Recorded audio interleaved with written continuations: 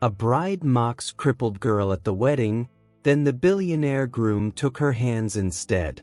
The morning after the wedding, Willow Creek was full of gossip.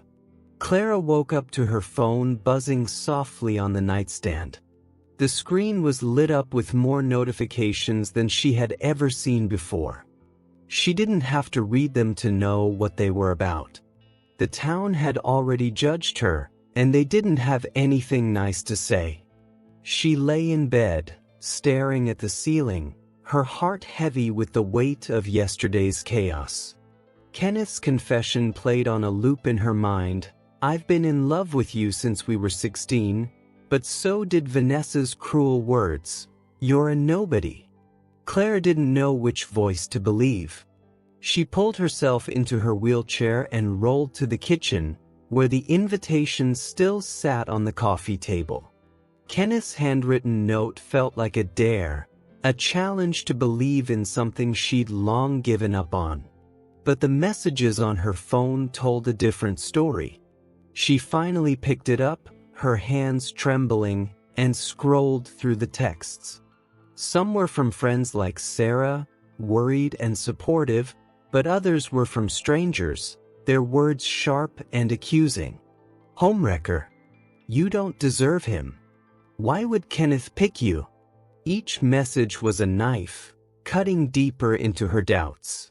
Clara set the phone down and pressed her hands to her face.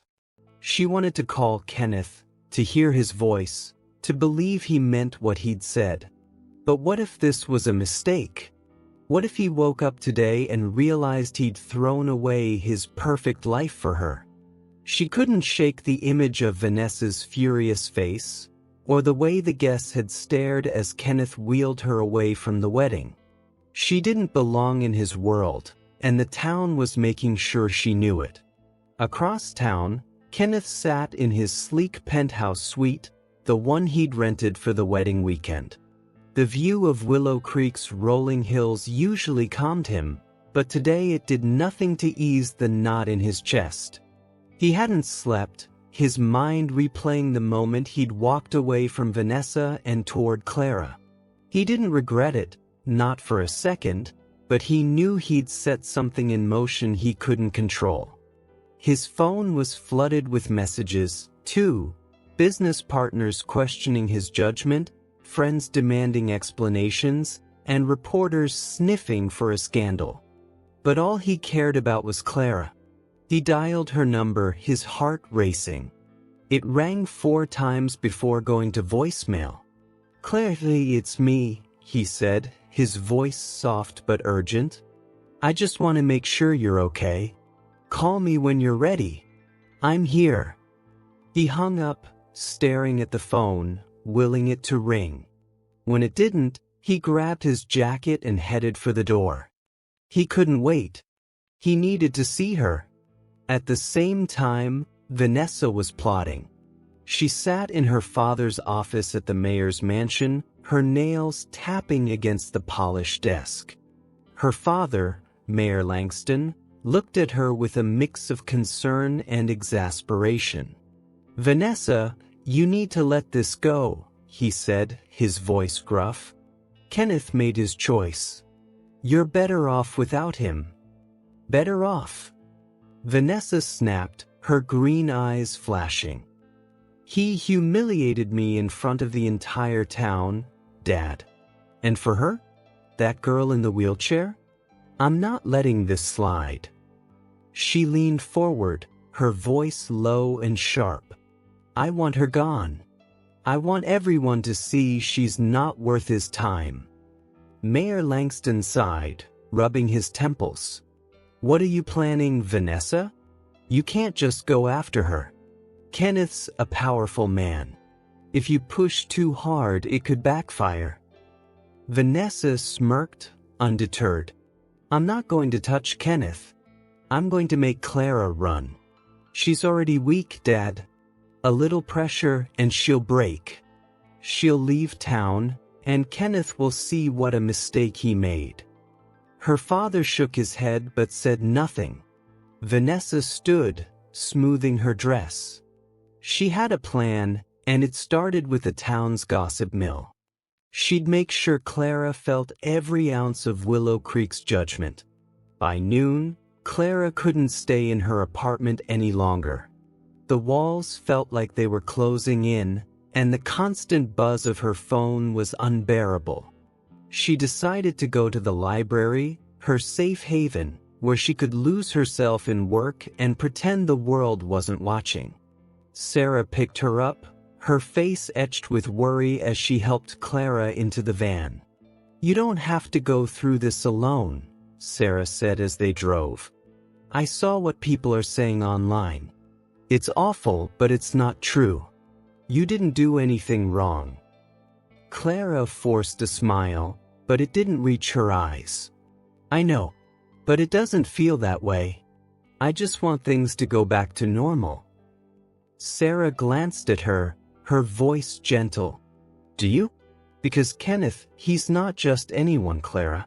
He stopped his wedding for you. That means something."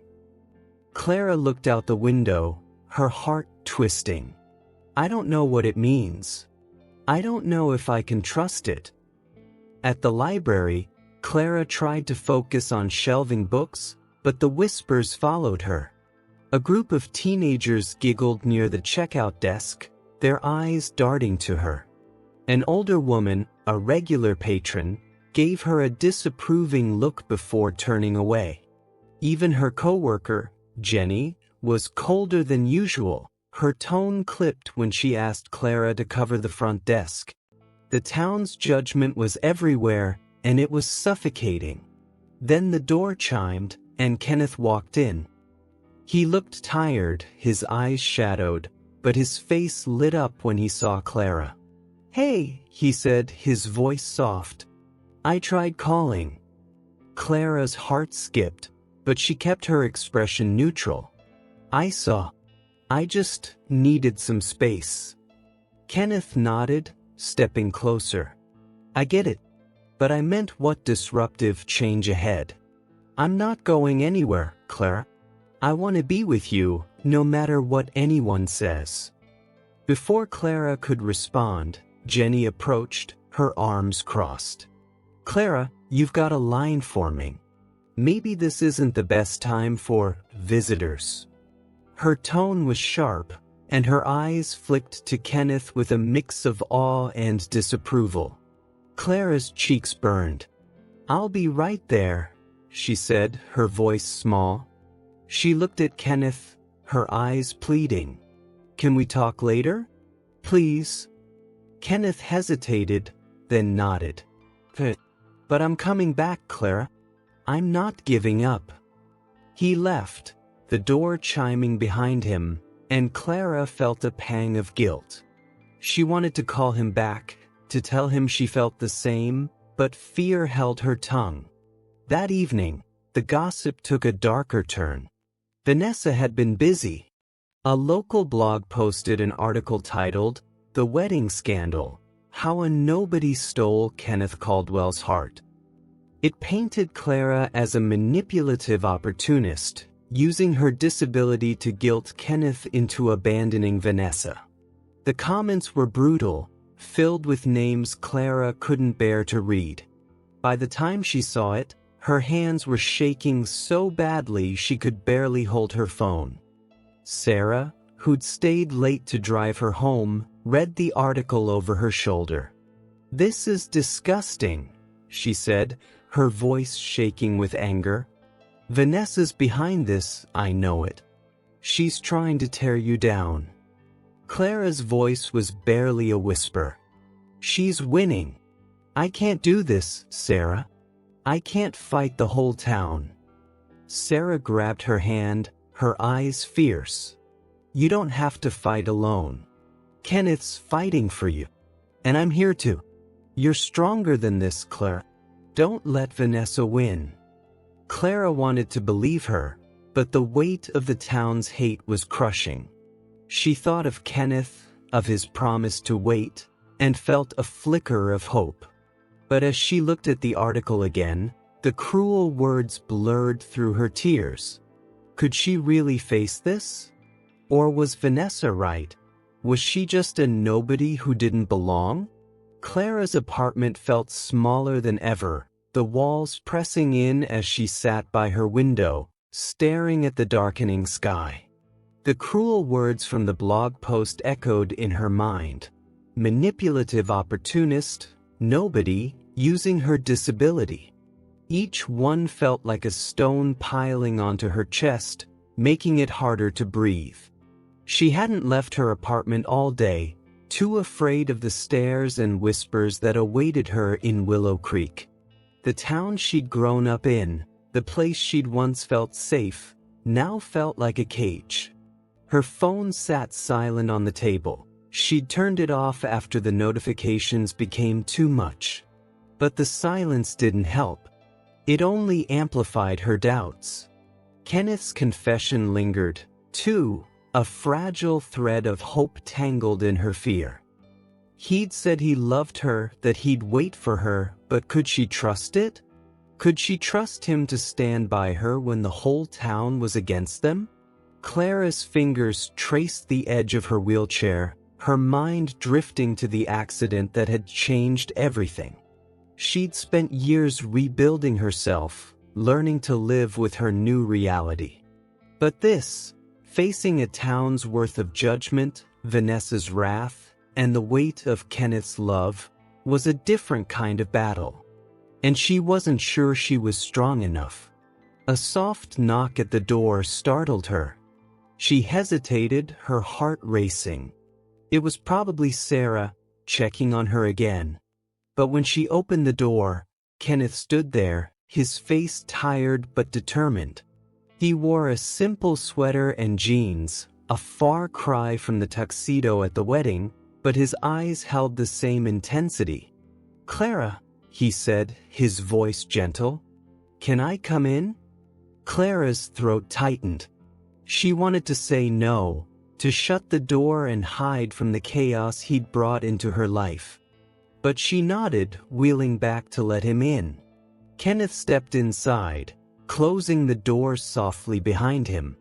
The small space felt even smaller with him in it, his presence filling the room. "I know you asked for time," Kenneth said, sitting on the edge of her couch. "But I couldn't stay away. I heard about the blog post. I know what people are saying, and I'm so sorry, Clara. This is my fault." Clara shook her head, her voice quiet. "It's not your fault. It's just how things are. People see me, and they think I don't belong with someone like you. And maybe they're right." Kenneth's eyes darkened with frustration. "They're not right. They don't know you, Clara. They don't know us. I meant what I said in the garden. I love you. I've always loved you. And I don't care what anyone thinks." Clara's hands clenched in her lap. "It's not that simple, Kenneth. You say you don't care, but this is your life we're talking about.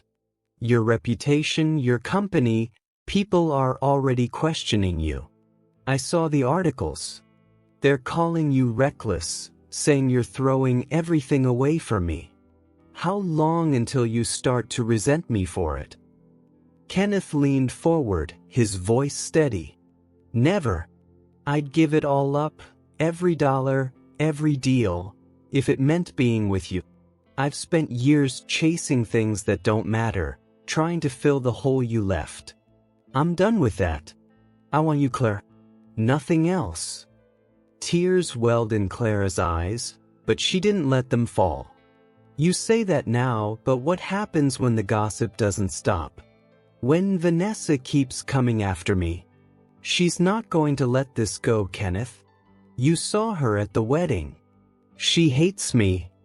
Kenneth's jaw tightened. "Vanessa's angry, but she doesn't get to control us. I'll handle her. I'll make sure she leaves you alone." Clara shook her head, her voice breaking. "You can't stop her. You can't stop the whole town. I went to the library yesterday, and people I've known my whole life looked at me like I was a stranger. Like I'd done something terrible. I can't live like this, Kenneth. I can't be the reason your life falls apart." Kenneth reached for her hand, his touch warm and grounding. "You're not tearing my life apart. You're giving me a reason to live it. I know this is hard, Clara. I know you're scared. But we can face this together. Let me stand with you." Clara pulled her hand away, her heart aching. "I don't know if I can. I want to believe you, Kenneth. I want to believe we could have something. But I'm so tired. I've been fighting my whole life, fighting to get out of bed, to keep going, to prove I'm more than this chair. I don't know if I have the strength to fight this too." Kenneth's face fell, but he didn't push her. "I understand," he said quietly. "I'll give you space. But I'm not giving up. I'll be here when you're ready." He stood, hesitating at the door. "You're not alone, Clara. Not anymore." After he left, Clara sat in the silence, her mind a tangle of fear and longing. She wanted to call him back, to tell him she loved him, too, but the words wouldn't come. Instead, she wheeled to her window, staring out at the town that had turned against her. Meanwhile, Vanessa was moving her plan forward. She sat in a sleek coffee shop, sipping an espresso as she met with a local reporter, Carla Dunn, known for her juicy gossip columns. Vanessa leaned forward, her voice low and conspiratorial. "I'm telling you, Carla, Clara Hayes is not what she seems. She's been after Kenneth for years, playing the victim to get his sympathy. I have proof." Carla raised an eyebrow, her pen poised over her notebook. "Proof? Like what?" Vanessa slid a folder across the table. Inside were old photos of Clara and Kenneth from high school, laughing by the lake, their faces close. There were also screenshots of text messages, carefully edited to make it look like Clara had been pursuing Kenneth while he was engaged. "She's been manipulating him," Vanessa said, her voice dripping with faux concern. "Kenneth's too kind to see it, but I won't let her ruin him."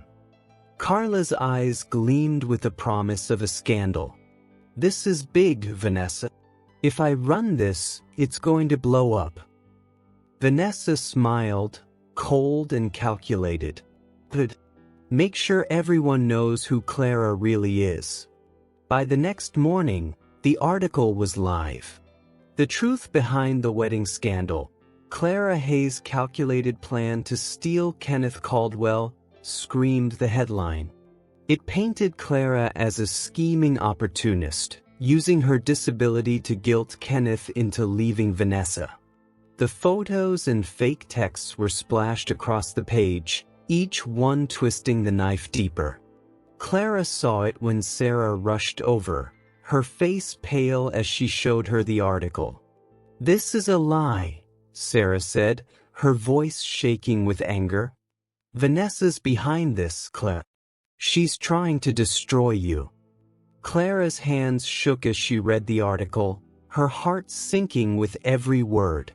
The photos of her and Kenneth by the lake, moments she'd cherished, now looked like evidence of betrayal. "She's winning," Clara whispered, her voice hollow.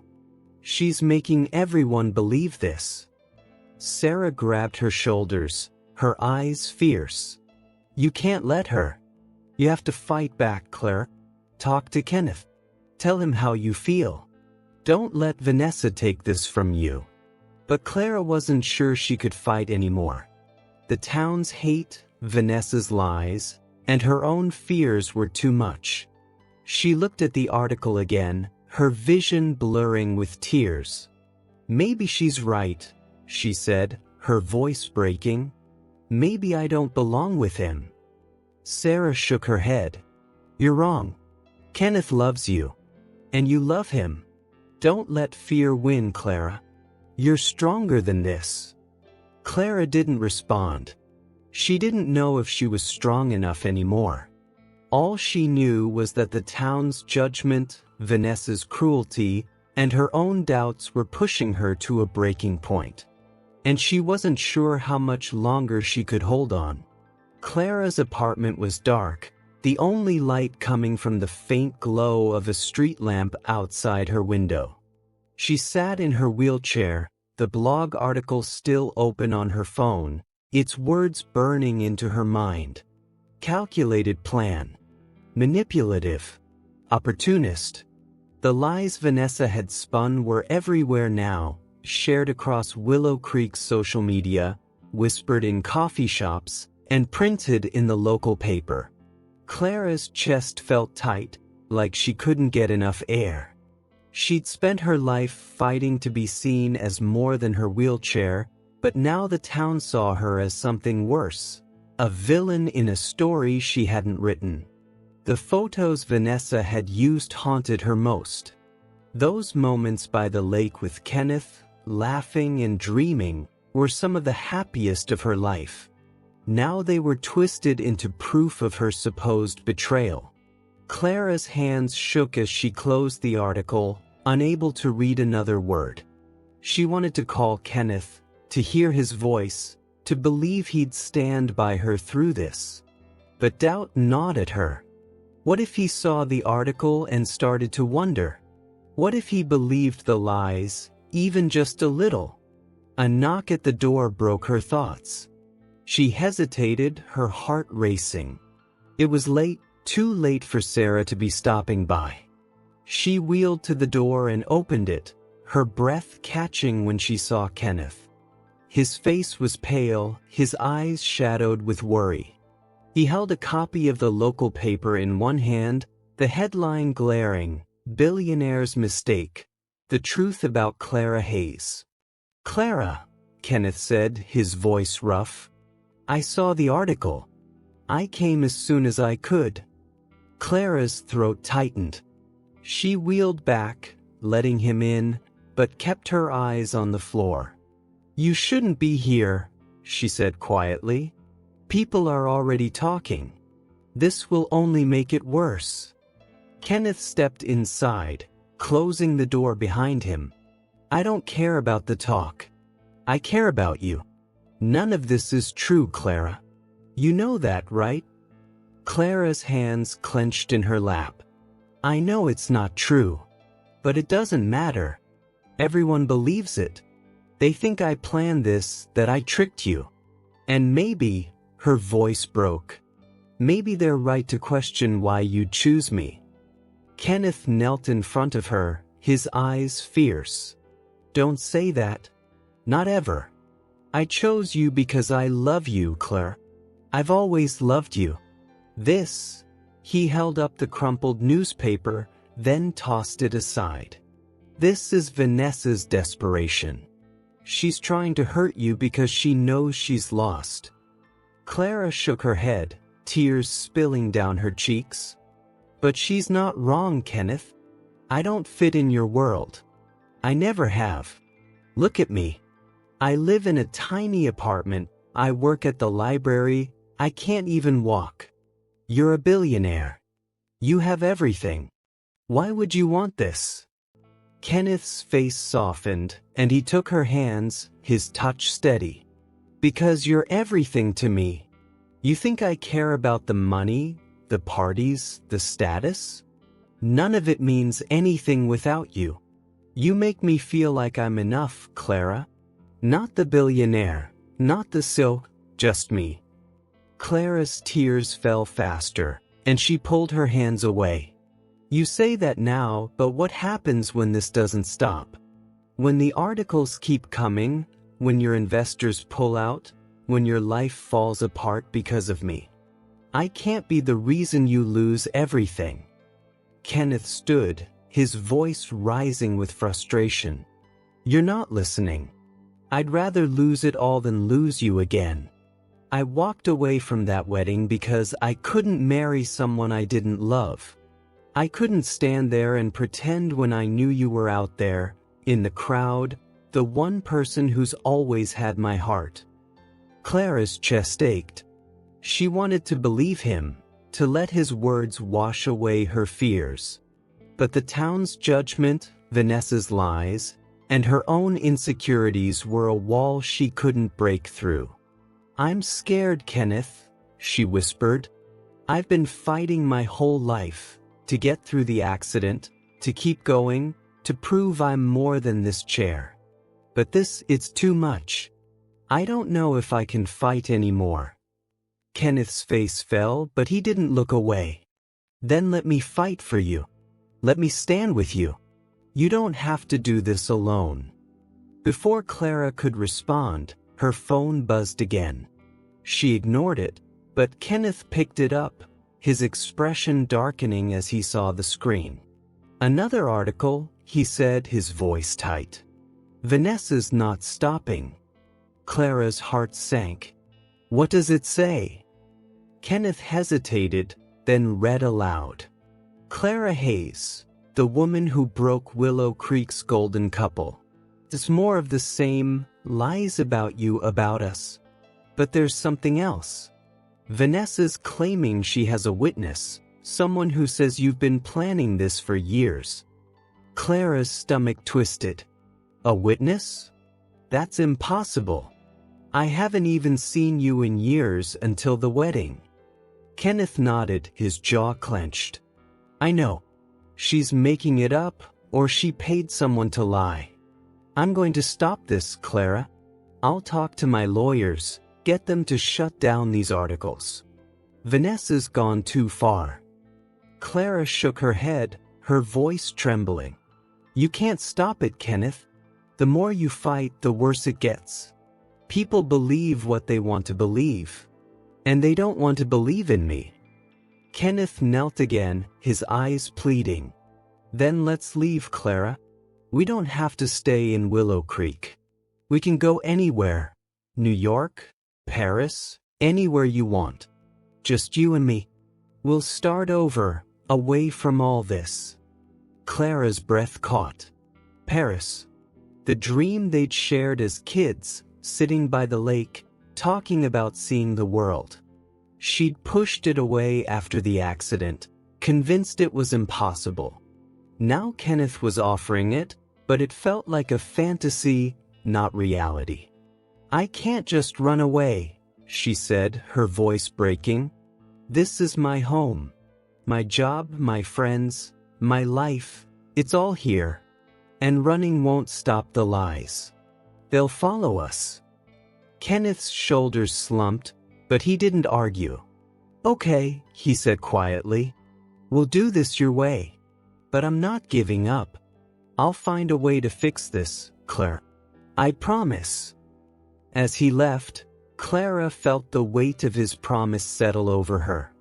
She wanted to believe him, to trust that they could face this together. But the lies, the hate, the doubt, they were all too heavy. She wheeled to her bedroom, her eyes falling on a photo of her and Kenneth from high school, tucked into the corner of her mirror. They were laughing, their faces bright with possibility. She reached for it, her fingers trembling, and wondered if that Clara, the one who believed in dreams, was still inside her. Across town, Vanessa sat in her father's mansion, a glass of wine in her hand. She scrolled through the comments on the latest article, a satisfied smile on her lips. The town was turning on Clara, just as she'd planned. But it wasn't enough. She wanted Clara gone, broken, out of Kenneth's life for good. She picked up her phone and dialed Meredith. "Find me that witness," she said, her voice cold. "I don't care what it costs. I want something that will end this." Meredith's voice was hesitant. "Miss Langston, this is getting out of hand. If Kenneth finds out—" "He won't," Vanessa snapped. "Do it, Meredith, or you're out of a job." As she hung up, Vanessa leaned back, her eyes glinting with determination. She'd lost Kenneth, but she wouldn't lose her pride. Clara would pay, and Vanessa would make sure of it. Back in her apartment, Clara lay awake, staring at the ceiling. Kenneth's words echoed in her mind, But so did Vanessa's lies. She was at a breaking point, torn between the love she'd always wanted and the fear that it would destroy her. She didn't know what to do, but one thing was clear: the fight wasn't over. And she wasn't sure she could win. Clara woke to the sound of rain pattering against her apartment window, the gray light casting shadows across her room. She hadn't slept much, her mind caught in a tug-of-war between Kenneth's promise and the town's relentless judgment. The latest article, with its fabricated witness and twisted lies, felt like the final blow. Willow Creek had turned her into a villain, and Vanessa's vendetta showed no signs of stopping. Clara's heart ached with the weight of it all, but today, something felt different, a quiet resolve stirring inside her. She couldn't keep running from this. She had to make a choice. She wheeled to the kitchen, where the photo of her and Kenneth from high school still sat on the counter. She picked it up, her fingers tracing their smiling faces. That Clara, the one who laughed freely and dreamed big, felt so far away. But Kenneth's words from last night echoed, "You're the strongest person I know." Maybe he was right. Maybe she'd been fighting all along, and this was just one more battle. Her phone buzzed, and she braced herself before checking it. A text from Sarah. "Clara, check the news. Kenneth's doing something big." Clara's stomach twisted as she opened her laptop and found a live stream from the town square. Kenneth stood on a small stage, a microphone in hand, facing a crowd of reporters and curious townspeople. His face was calm but determined, his voice steady as he spoke. "I know you've all read the articles," Kenneth said, his words carrying over the rain-soaked crowd. "You've heard the lies about Clara Hayes, about me, about what happened at the wedding. I'm here to set the record straight. Clara didn't manipulate me. She didn't plan anything. I stopped the wedding because I love her. I've loved her since we were kids, and I was too afraid to admit it until now." Clara's breath caught, her eyes glued to the screen. The crowd murmured, some nodding, others whispering skeptically. Kenneth continued, undeterred. "Clara is the kindest, strongest person I know. She's never asked for anything from me, not my money, not my name, nothing. But I'm asking something of her. I'm asking her to give me a chance to believe in us. And I'm asking all of you to leave her alone." The lies stopped today. The camera panned to the crowd, and Clara saw familiar faces. Library patrons, neighbors, people she'd known her whole life. Some looked ashamed, others uncertain. Then the camera caught Vanessa, standing at the edge of the crowd, her face pale with fury. Clara's heart raced. Kenneth was putting everything on the line. His reputation, his business, his place in Willow Creek, for her. Kenneth's voice softened. "Clara, if you're watching, I mean it. I'm all in. I'll fight for you, no matter what it takes. I just hope you'll fight with me."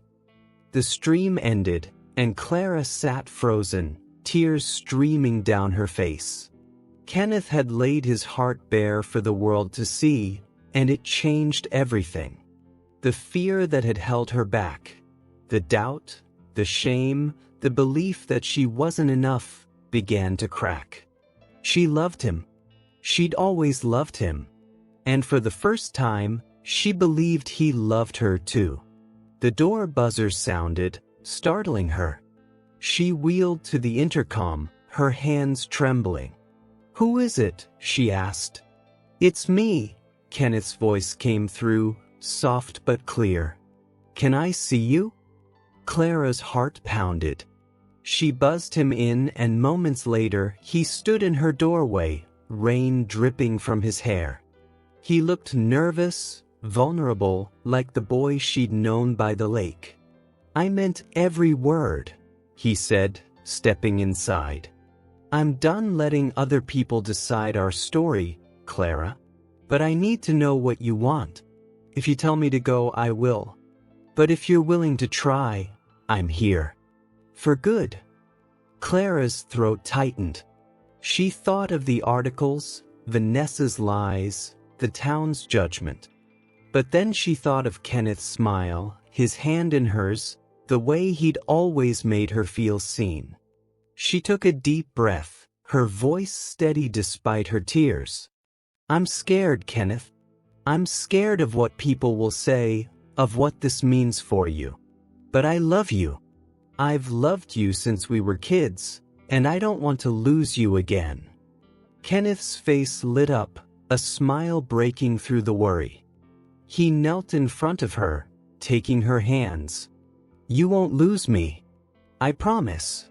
We'll face this together, whatever comes. Clara nodded, her tears falling freely now. Okay, she whispered. Together. Kenneth leaned forward, his forehead resting against hers. For the first time in years, Clara felt whole, like the pieces of her heart were finally coming together. They stayed like that, the rain tapping softly outside, the world fading away. Across town, Vanessa watched the news stream on her phone, her hands shaking with rage. Her plan had backfired. Kenneth's public declaration had shifted the narrative, and now people were questioning her lies. Comments online were turning against her, calling her desperate, cruel.